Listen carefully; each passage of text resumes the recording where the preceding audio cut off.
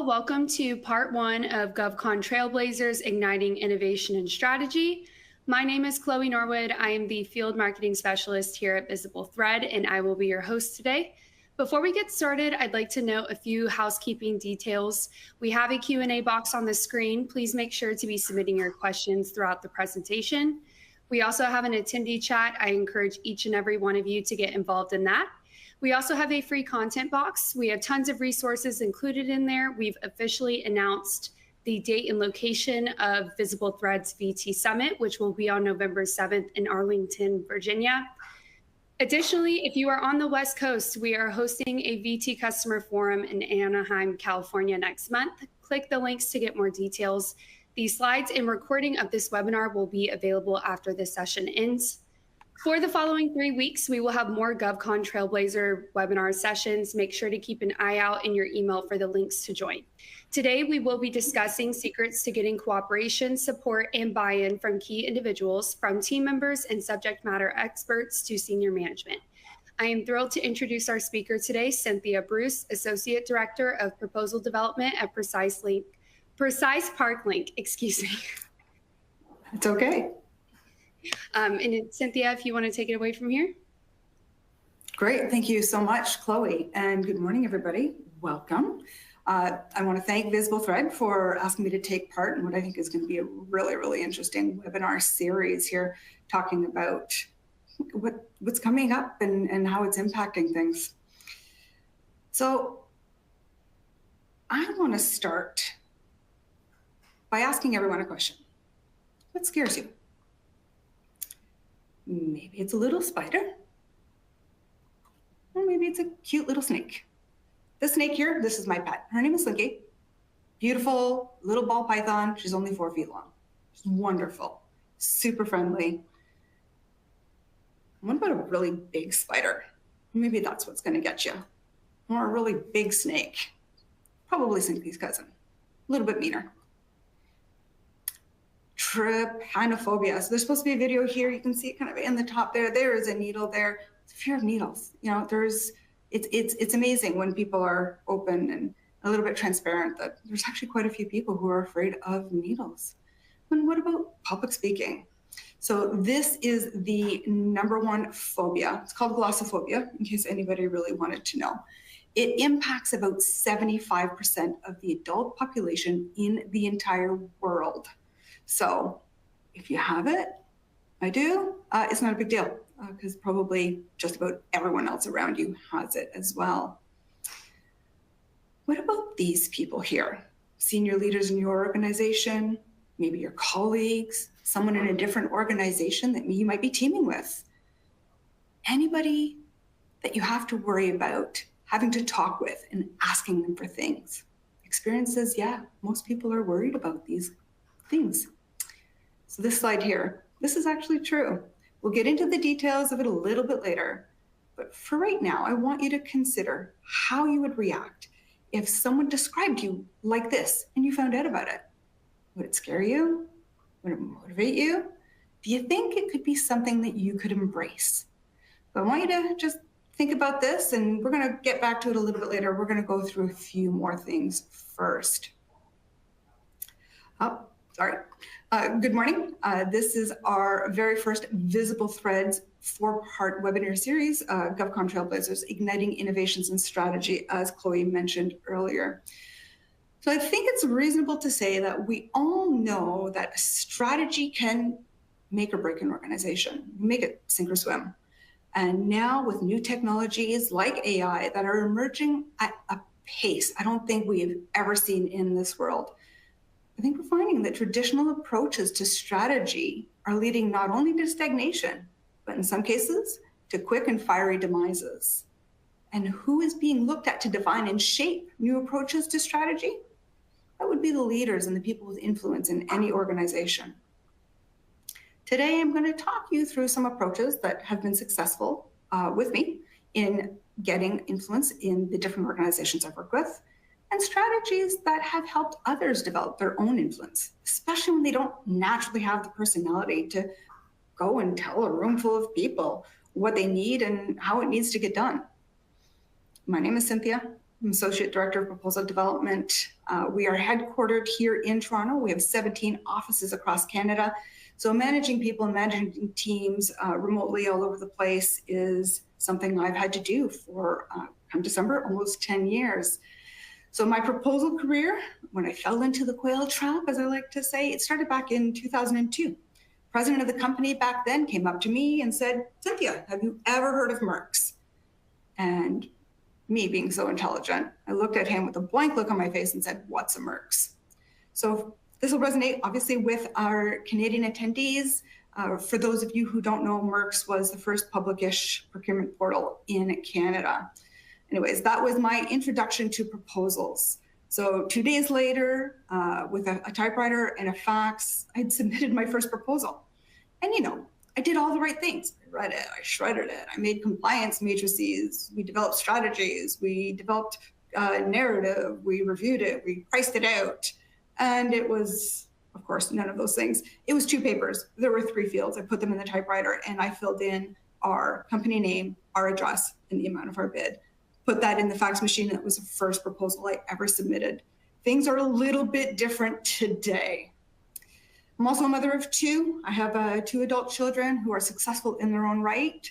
They've chosen career paths that are the complete antithesis of anything any of us on this webinar do. It couldn't be further away from proposal and capture management if we told them they need to find something further. One's supervisor of logistics for a book company, and one is a supervisor for collections, chasing after people who don't pay their parking tickets. So I know that those 2 girls look at me and my colleagues and think that we are crazy. And you know what? I kind of tend to agree. I think for the most part, we are a bunch of miswired people. We get thrills out of things that drive other people crazy. I'm also super direct, very much to the point. And if I need something, or if I need to do something, or if I feel compelled to do something, I will just do it. And in my professional life and in my personal life. But I also understand not everyone is like that. In fact, no one in my team really is that way naturally. So I've been working with them to develop some strategies to get them to develop their own influence in ways that work with them. And today I'm going to share what some of those things are with you. So I do want to start us out with a few questions. I want you to think about them, maybe jot down a few answers. So I want you to think about who in your organization that you need to influence. Who around them could you involve? And keep in mind, this is always with that view of influence and persuasion. And finally, what, if anything, did you do this week or this month? And how did that go? Again, keeping in mind, influencing and persuading.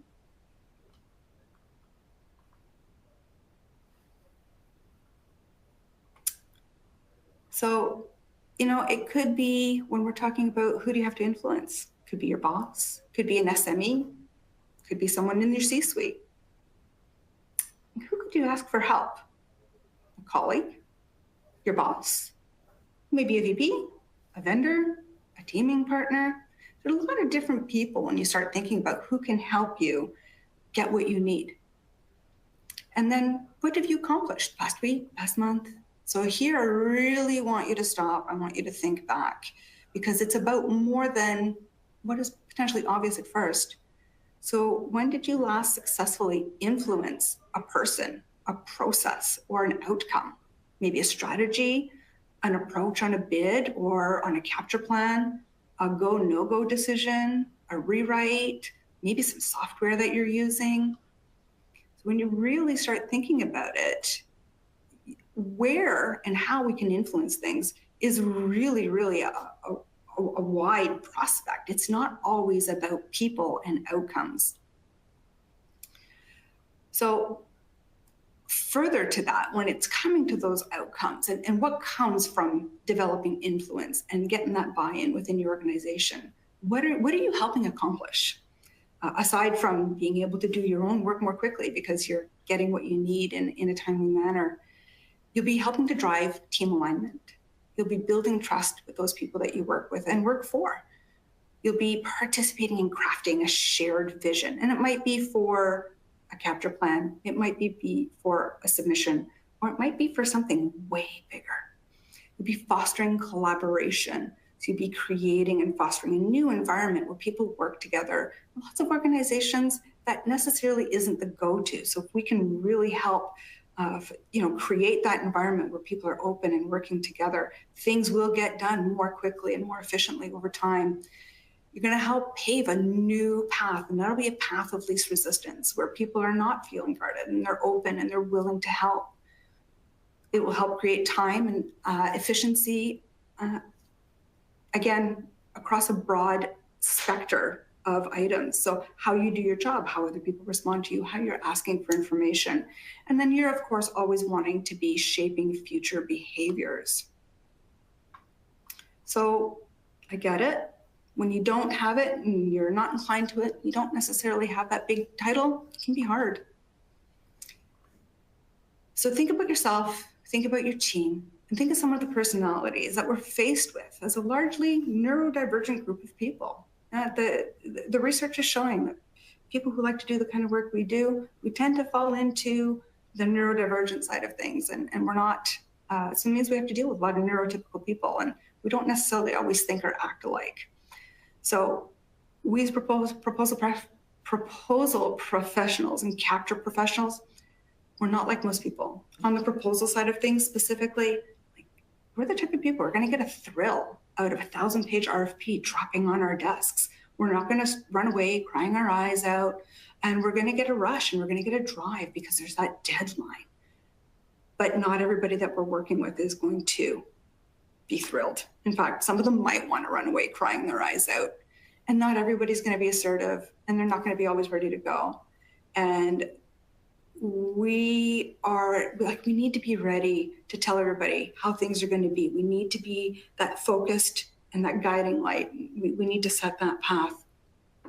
But what happens if you're really shy, or someone on your team is really shy? So someone who's really shy, if you encounter them, how can you help them, especially if they're on your team? And say, just encourage them.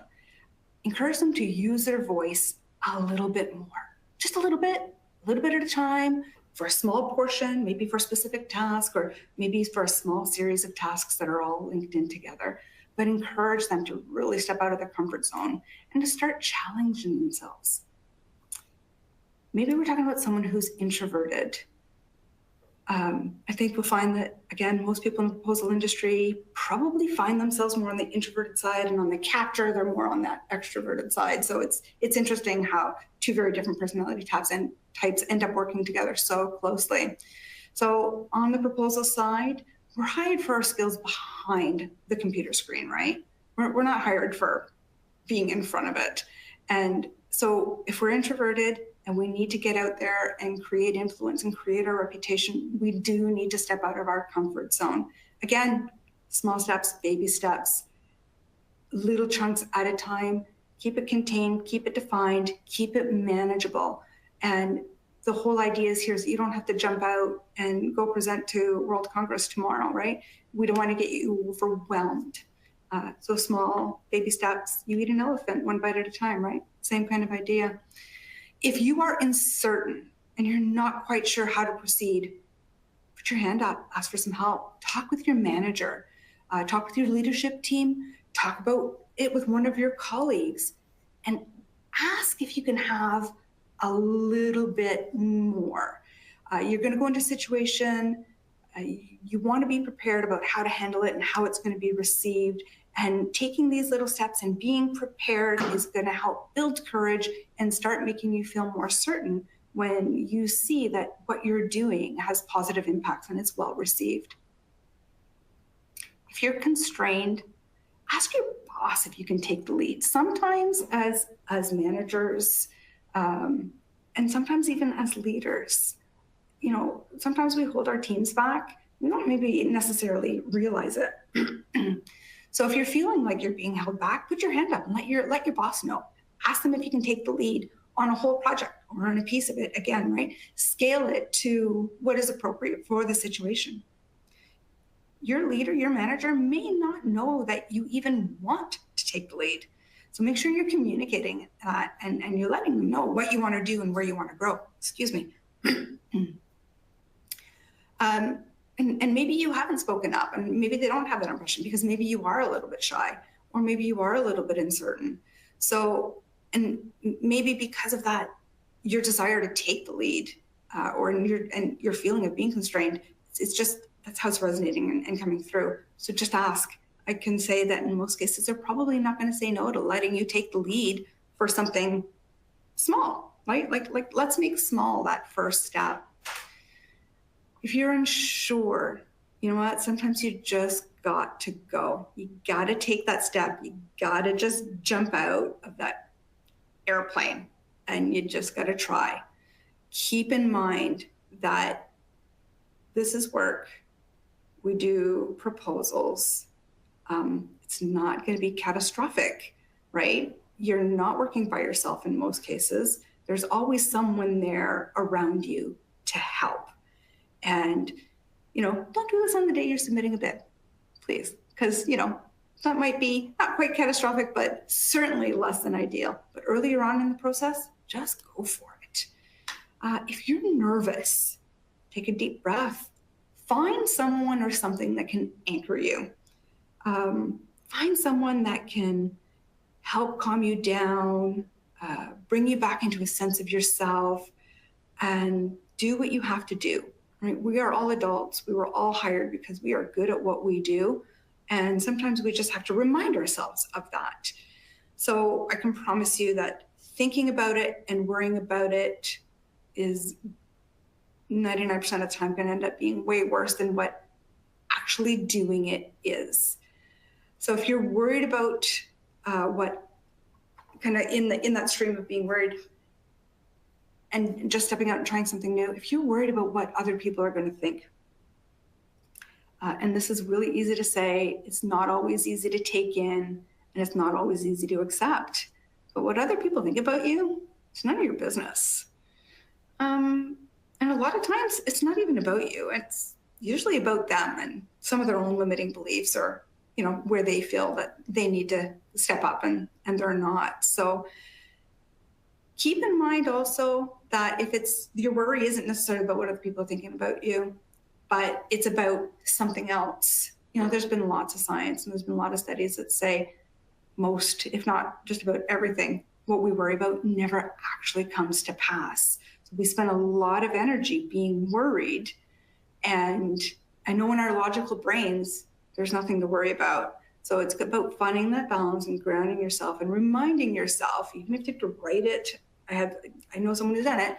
They just write it on the top of their laptop. It says, don't worry about it. It's probably nothing.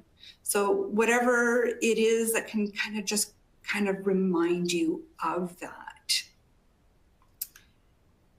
Anxiety and people who are anxious. This is a really, really big one, right? And I've learned through my session in New Orleans and in coaching various people on my team that, it's a beast.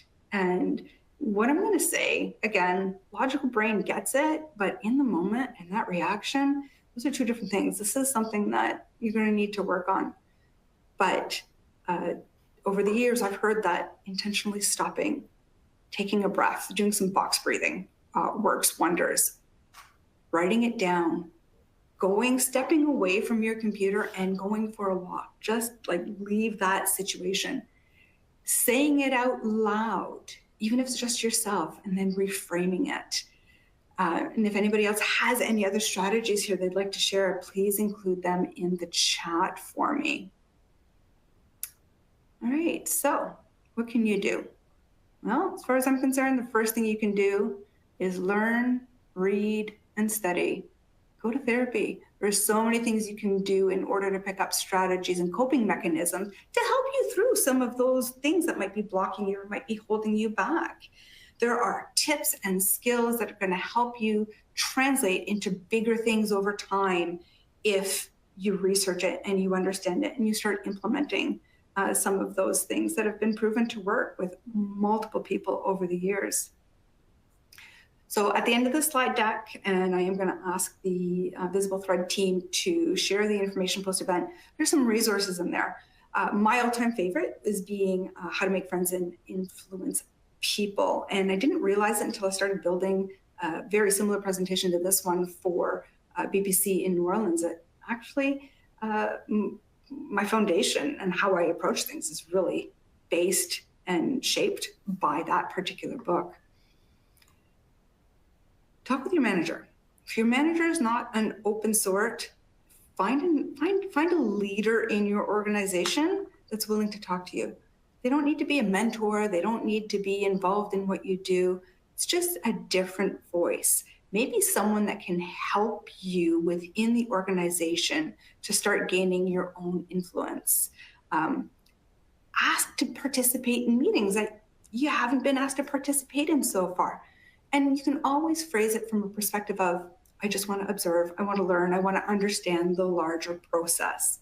Getting in front of other people automatically gets them thinking that, oh, you have a reason to be here. So when we talk next time, or when you ask for something next time, I'm going to pay a little bit more attention, right? And over time, that just ends up making your job easier to do. And there's lots of efficiencies in that too. Ask your colleagues, especially those who have been with your organization longer than you have, or maybe who have different exposure because of their roles or what they're doing, and especially those who are more confident. Some of them have already fostered relationships. They understand who's who and who's doing what, who has influence and who doesn't, who can get you the things you need, and who just might be a waste of your time. Those are really important things to know and understand.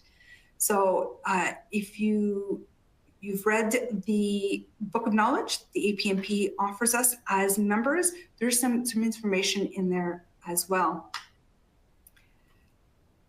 Cialdini's Weapons of Influence. So this is actually, there's a whole huge section in the APMP Book of Knowledge that is dedicated to this. So Robert Cialdini, he's a PhD. He's done behavioral science studies basically his entire life. And over the course of many years of study and research, he came up with an initial 6 principles on how to get influence with people in your organization. And he calls them weapons of influence. And then in 2021, he actually came out with a 7th principle. So we'll review that. So now our APMP Book of Knowledge doesn't have that 7th principle in it yet. So I encourage you to grab the book and to do some research that way. And it's available online too, right? A great web search will go over what those 7 principles are. And again, remember, as APMP members, we have access to all of these fantastic resources, and I expect that they'll update it in the next edition. So the first principle is reciprocity. So I am just going to kind of fly through these. It is covered in depth in the APMP Book of Knowledge. So if you haven't read it cover to cover, because everybody has, right? I won't tell, but do at least pull that out and take a look at this section if developing influence in your organization is something that is important to you. There is some great material in there. Second principle is about commitment and consistency. And then social proof. Next, we have liking, authority, scarcity, and the 7th one, which is the newest one, is unity. I think this is the most important one. It's, without unity, we're not going to be able to succeed at what we do. And, we can always do better when we have a village behind us to help us succeed. So again, in the 2021 edition. So you might be thinking by now, okay, I got it. What's in it for me?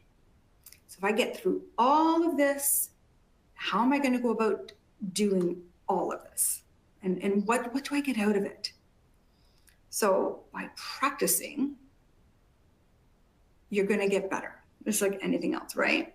10,000, 15,000 hours. I think the standard has changed recently. Makes us an expert at whatever it is that we've invested that much time learning and practicing and honing. So spend some time on developing influence and buy-in and building those relationships with people. So in our world, we're accustomed to color reviews, right? So we're accustomed to asking people to review our proposals from the lens of an evaluator and letting us know what they think we can do better. apply that principle and develop your own review system when it comes to curating your influence with your organization. There's going to be some people in your organization that you just click with automatically. And you're going to be able to use them as one of your reviewers. So especially when we're talking about communications, we're sending emails, send them a draft. Ask them to take a look at it from the lens of the person who that email is intended to. Or if it's not even an email, but you know you have to go and have a talk with someone, send it to that person. Ask them to take a look at it from that perspective and embrace that feedback. You know, we can only get better by learning new things and stepping out of our comfort zone. Get to know what makes your people think.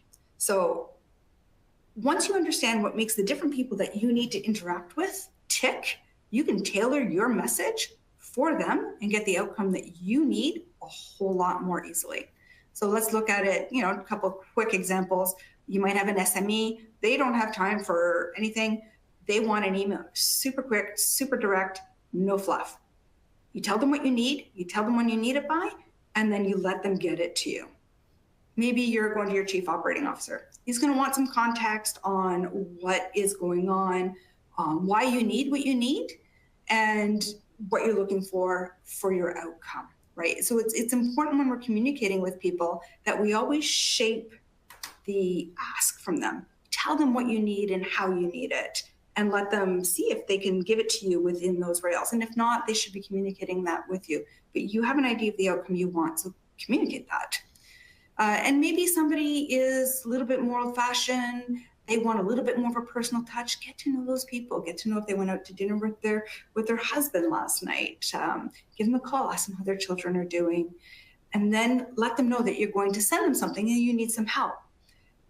And then send that email or have it ready to go. But set the stage with them first. You'll get a better reaction from them. So really understanding what makes other people tick, what makes them want to deal with you, and ultimately what makes them want to develop a relationship with you.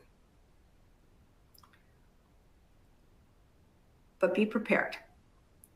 When you start taking this approach, when you're being that person that starts to get more demanding and more direct about what you want, when you're communicating the outcome that you are looking for, when you start being more assertive and stepping out of your comfort zone, and people see that, they might go, what the hell just happened? You need to get your job done. And you're choosing a new way to get it done. There's going to be dissent. You're going to upset some apple carts. People are going to be incredulous. People are going to be dissatisfied, and they are going to push back. And people are going to want to talk about you with other people. And people are going to wait for you to fail. And you just have to prove to them that, nah, there's nothing here to fail. It's just a new way of doing business. I don't have time for pushback and lollygagging and last minute stuff. So I'm taking control of these reins, and we're gonna do this a little bit differently. Eventually, what's going to happen is that people are going to understand that, hey, she asked for this. Eventually, I gave it to her. I didn't like it. But look, it yielded results. It yielded in a proposal that was submitted early. It yielded in an extra day for reviews. It yielded in a win, right? So it will come to that. And then your reputation will develop alongside that. And people will automatically start associating a request from you as something important because something good will come of it. And that reputation, that level of respect will automatically get you the compliance that you need so you can get your job done. So unbeknownst to everybody, really what's happening is that you're developing that influence and you're developing that buy-in. So as soon as you say, hey, I need this, they're going to be, yeah, okay, no problem. Let's get that to you. So, and that kind of leads into this next session. So what? And it's a great question. What is all of this going to give you? Because this is a lot of work and it's going to be uncomfortable and people are going to get grumpy and they might take it out on you. So what you're going to get out of it and the benefits from it goes beyond all the obvious things, right? So developing and using your influence is going to help you with so many things. And it's not just going to help you be effective at what you do, and not just inside your proposal work, right? It's going to be helping you to be more effective at building and maintaining relationships that are going to serve you in the long term, and you have even no idea how or when. It's going to help you get influence. It's going to help you to be able to persuade people more easily to step in and step up when you need them, and it might not always be proposals. So it's also going to get you to a place where you can work more independently and more decisively. So think about it from this perspective. If you don't have authority and you don't have influence, you need to bring someone in who does, right? Because they're going to help you get whatever it is you need from your SME so you can keep going on your proposal work. So if you work for someone like me, asking me to come on board to help you get those things all the time, it's not going to work. I don't have the bandwidth. I'm focused on other things. So I need my team and people like me, we need our teams to develop their own influence. So one of the things that I've done, and I know that other leaders that I've spoken to have done it as well, is that we're coaching our teams to make sure that they develop their own influence. So we're taking into account all these different personalities, some different challenges that they're having, and we're coaching them on how to surmount them. We are we're establishing the fact that, hey, everyone on my team has the same authority as me. So I'm sending out that first email and I'm saying, Sam is taking the lead on this. Everything is coming through Sam. I'm not involved from this point forward. I won't be on any emails. I don't want to be involved in the asks, and I don't care if it's an SME or the CEO or the owner of the company or the VP of R&D. Don't care. I don't need to be involved. My team will let me know if they have questions or if they're running into challenges. I don't need to be involved in every conversation, and I certainly do not want to receive every single email. My team needs to do these things on their own, and other people in the organization need to see that they are handling these things on their own. So this is a message now to the managers and the leaders on this call. You do not need to be involved in these conversations. You do not need to be copied or be CC'd on all those emails. You need to encourage your team to step up and do it themselves. It is their time to shine. They need to build their influence. They need to build their reputations. And the more influence that they have means the less work that you end up having to do, right? So this art of delegation exists for a reason. You need to do these things. They need to do those things. And if you're doing those things with them, you can't focus on your own things, which means you're working more hours and you're getting stressed out and you're burnt out. There's an impact on the family and your health and on your sleep and all of those fun things, right? So, and then there's the other benefit too, right? When you help the people on your team look good, it makes you look good by default. It shows that you are a cohesive group that is on it. You got it figured out. And it helps make things easier for everyone on your team.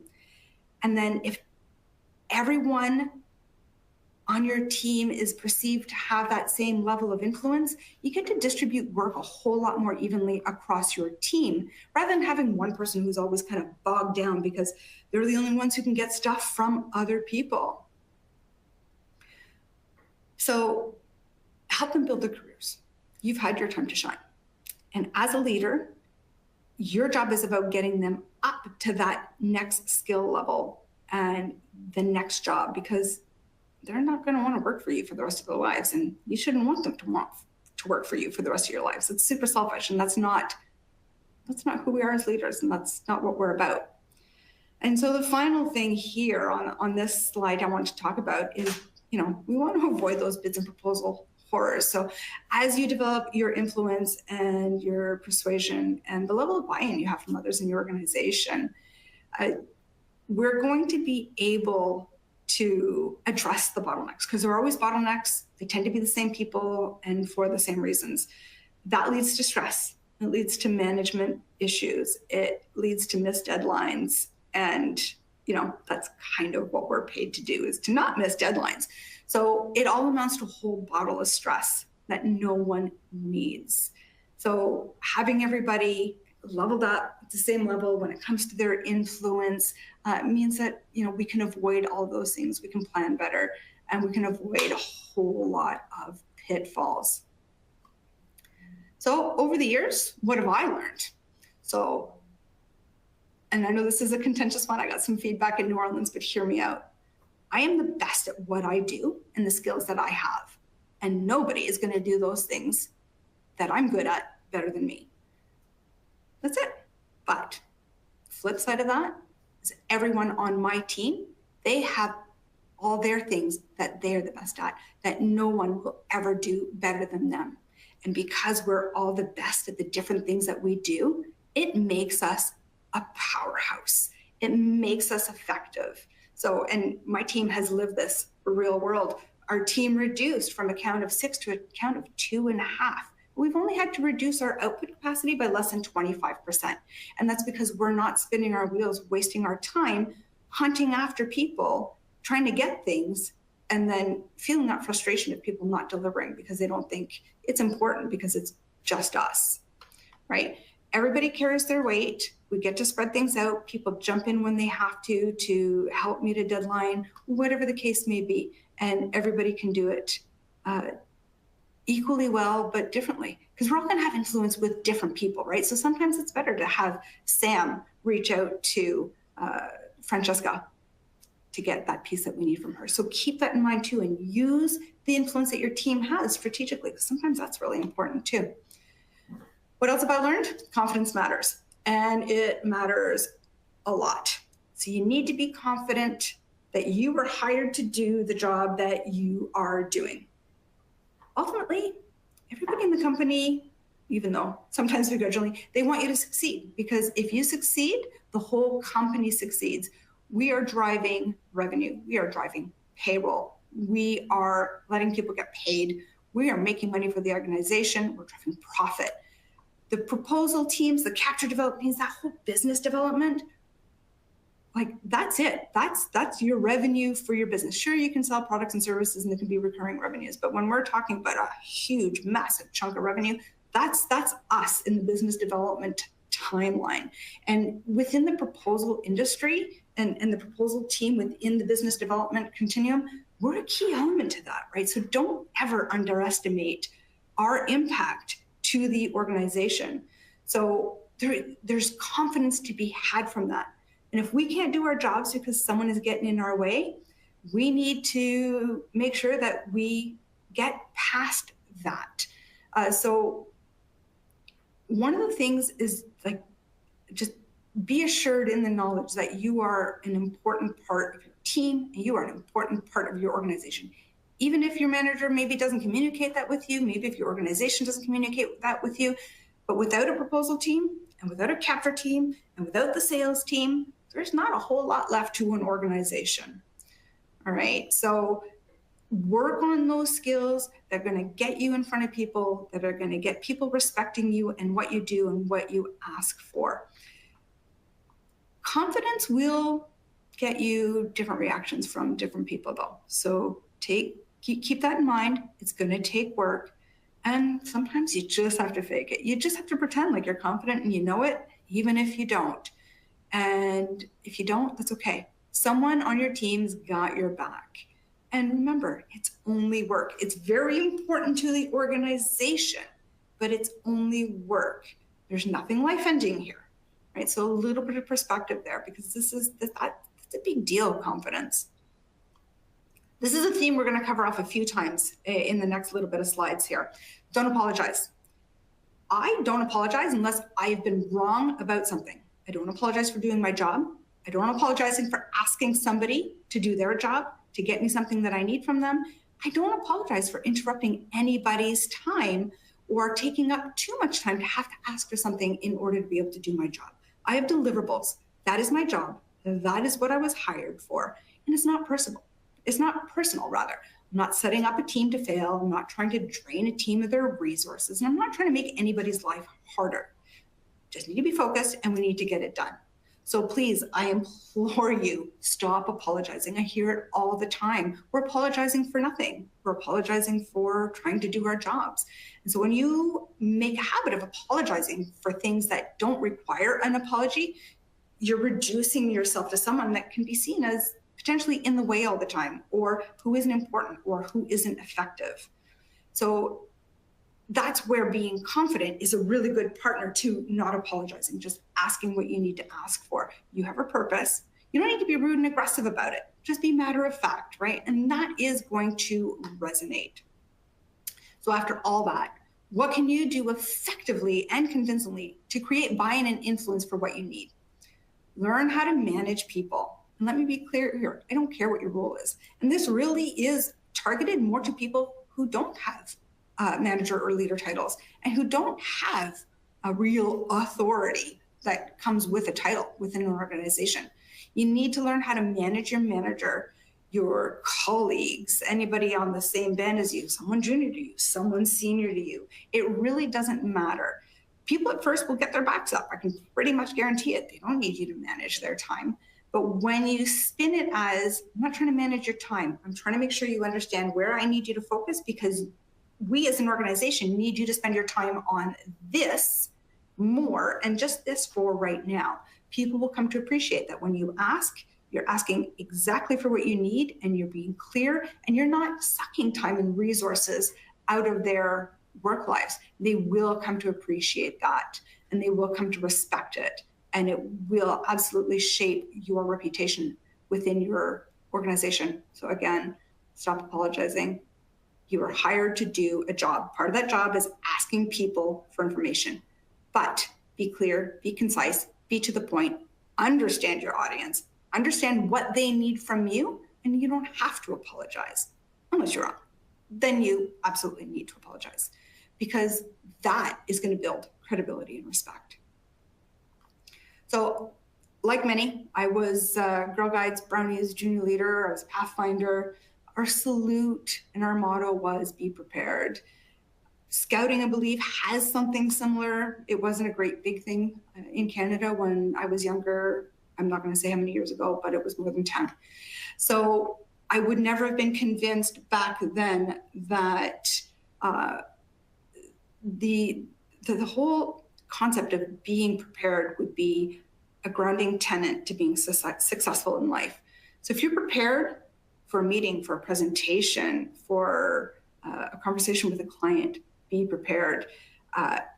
Decide that you're going to be great. Decide that it's going to be fun. Decide that it's going to go well. It doesn't matter what you do. If you're not prepared, it's probably not going to go well. Some people can pull it off, but most people can't. And the more that you embrace the concept of being prepared and making sure you're not wasting your time or anyone else's time, the easier all of this is going to get. So a little bit off topic here, but this is about empowerment. So it resonates very closely with leadership and building authority and the art of persuasion. So in Orlando, BPC 2 years ago, BJ Lowney did a presentation. He talked about an experience that he had with one of his colleagues. They were at a restaurant, the waiter was wearing a button that says, "I'm empowered." So they asked him, they said, "Tell us about that." And he told them that he went to a conference the leadership team had organized, and that they were told they were empowered. And when they got to work, they could really implement that. And you know how they were empowered? When they got to work, they were told that they had to wear the button, right? So empowerment is something that you either are or you're not. Your organization can empower you or they cannot. But more importantly, you can choose to empower yourself or you can choose to not empower yourself. So, it's that whole survivor victim thing. Choose to be empowered. Choose to take the steps that make sure that you're getting what you need to get done, that you're learning the skills that you need to learn in order to get to where you want to get. Work past the backlash. Work past the doubt and the aggressiveness. The change is going to be rough. My team has experienced it. I experienced it coming into the organization as a new person 10 years ago, when people were like, who does this woman think she is to just walk in here and start telling us how it's going to go, right? It'll work out. It'll smooth out. You're on a deadline, and people over time will come to understand that, hopefully. So some of the key traits that we are going to, want to keep in mind here is these are really important to hone in on and to do a little bit of research on and find out where you can implement these things in your day-to-day. We have so many resources available to us in the world of personal and professional development. We have audiobooks, we have a gazillion things available on the internet. We have books, we have webinars. Choose your sources carefully. Of course, make sure that the sources are credible, that they are verified. If you're looking at studies, you don't want to look at a study of 3 people because it's probably not going to be relevant. So if we can start talking about perimenopause, menopause, and postmenopause in the workplace, we can certainly start talking about some of the skills that we can and we need to develop to grow respect, to grow our reputations, and to be more effective at our jobs. So I do encourage you, write some of these down, write any of them that resonate with you or anything else that comes up, right? Don't ever lose sight of these traits and these skills. They're going to be your foundational building blocks. So as a leader, this is kind of geared to you. Most of the leaders in an organization, okay, sorry, I lost my train of thought here. Okay, so as a leader, this next slide, this is for you.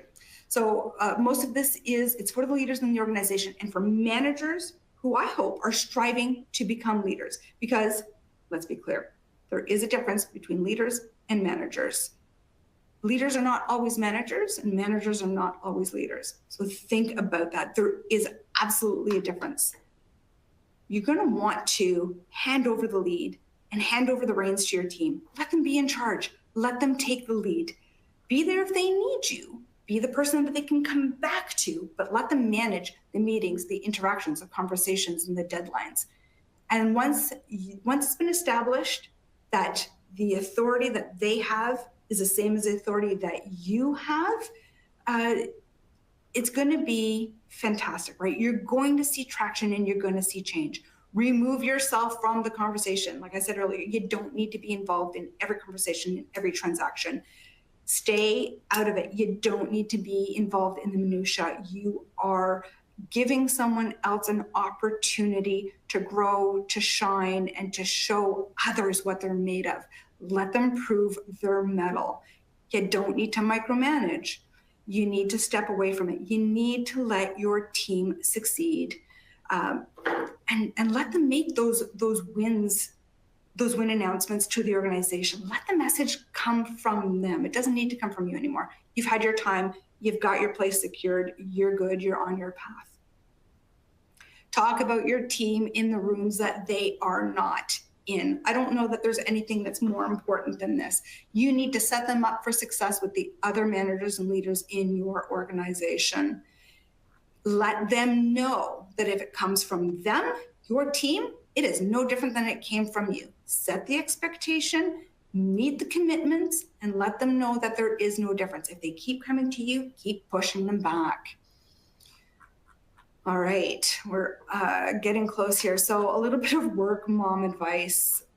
So my team is always going at me that I can't necessarily always take my mom hat off. So pick your battles, right? Just like anything else in life. When you're borrowing authority, so this is when you're going to take the route of you're not getting what you need, and you're going to leave, and you're going to come back and say, oh, my boss said. So for my team, Cynthia said. You have to use that sparingly. If you use your board authority all the time, it'll start to lose its impact. Don't ever surprise your boss or the person whose authority you're borrowing. So I have a very clear rule here with my team. You borrow my authority anytime. Please try to let me know ahead of time if you feel that you might have to, but if you don't and it happens on the fly, go with it, but hurry up and skedaddle back and let me know what I said, right? I don't want to be caught off guard. But sometimes timing doesn't permit. So as a leader, it is really, really important that you don't ever undermine your team. So if you don't know about it, you need to go on and act up like you do. Just pretend, go with the flow, say yes. You should have a feeling if you're a leader or manager in your organization, you kind of know the people, you know where this is going. Just go with it. Have a conversation with your team and let them know that, they dropped the ball there. But along with allowing your team to borrow your authority, you have to be prepared, because every once in a while, it's just not going to get anywhere. And you do need to step in. So every once in a while, my team will say, hey, I need you to intervene. So I'll grab my baseball bat and I'll go out swinging and I'll get things cleared up. And I will reestablish the fact that it was unnecessary for me to have to get involved, because they should have just been dealing with the people on my team, right? Go in, get it done, and get right back out. So to summarize all of this, right, there's been a lot of information here. You need to mean what you say. You need to say what you mean. You need to not tolerate any BS. And you need to not dish out any BS either. You got to walk the walk. You got to talk the talk. You have to become that go-to person in your organization. And you always need to be auditioning for your next role. Think about your reputation. Think about what you want it to be.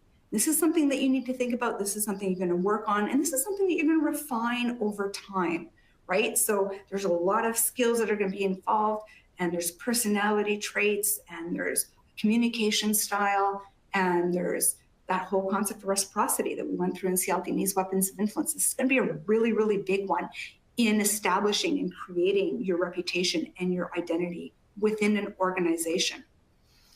So what do you want?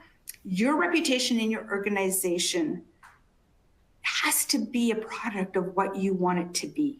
Like, you are in charge of that. You can shape that. You can let it happen, or you can guide it and steer it and make it be what you want it to be. And not just with your organization, but for your career. We have LinkedIn, like we have the largest networks we've ever had access to. So your reputation is going to resonate on multiple different levels and in multiple different planes. So do you want to be that person who gets stuff done? Do you want to be a person who is respected? Do you want to be a person who's effective? What do you want your reputation to be? Think about it and tailor your personal learning and your development in order to get there the way that you want to. So we're back at this quote here. So I just kind of really put what the whole quote was. And genuinely, when I started, before I started working here, they called my old boss for a reference.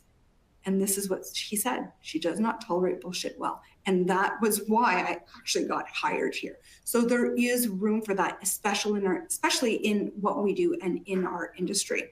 So think about when you're developing your reputation, how is it going to make you feel when you hear people talk about it, perhaps in something as blunt as this? So here are some of those references that I was talking about earlier today. And that's it for me. I'm happy to field any questions if there are any. Chloe? Yes, yeah. So we do actually have a few questions to go through before we call time. So are there common times in the proposal process when issues arise the most? So in my experience, it's usually when we first let them know that there's been an RFP that's hit, and we say, okay, we need this from you. There's almost always pushback. Oh, we don't have time. Oh, you don't need it by then. And then it's, when we're getting close to that due date, well, what we gave them as a due date, not the closing date of the RFP, God forbid. So then sometimes there's a lot of babysitting involved there. So just making sure that our teams are staying organized, our admin is critical in that function, making sure that we stay on top of those people. Okay. Any tactics that you specifically use for follow-up after meetings or calls? Any tactics? Yeah. So I would say when I am removing myself, so I have that first email, I talked about it before, where I set the stage and I make it very, very clear that someone on my team is taking the lead and I'm out. Depending on who is involved, I may send a follow-up email or have a quick meeting or a phone call with them and really let them know that, listen, this is what I'm doing. They need to be more confident. They need to build up their skills. I need them to start having more influence. So I need you to help me with other people in the organization, be responsive and help them get what they need done so we can get them up to that level so I can stop being involved. That's been really successful, actually. And one more question. I like this one a lot. Do you have any tips for imposter syndrome? I still have it to this day. It's that's where building your confidence is really going to come into play, and reminding yourself that you are where you are for a reason. So people will see you differently than you see yourself, right? Some days I look back, I'm like, what am I doing at the director level? Like, seriously, like I can do this? And then you start thinking about, oh yeah, well, this is what I'm doing and that's what I'm doing. Listen to how other people are talking with you. Listen to the things that they are talking with you about. And if you need a reminder, ask somebody, right? The way we see ourselves, we're always so hard on ourselves. Try to give yourself as much grace as you would give a friend or a family member who is having a little bit of a hard time. I completely agree with that. Do you have any final parting words? No, I'm good. I ended up running way over. I wish we would have had some time for some polls or some breakouts. Oh, no. I apologize that I had too much to say. Yeah, no worries at all. Well, I just want to thank you, Cynthia, for taking the time to speak with us. I think that we can all agree we can take something from your session and apply it in whether that be our professional life or our personal life. And I'd also like to thank everybody for joining us today. As I said in the beginning of this session, the slides and recording of this will be available very soon. Join us next week on September 19th. It will be part 2 of our government contracting Trailblazers campaign with Wicked Point on the best practices for GovCon in data management.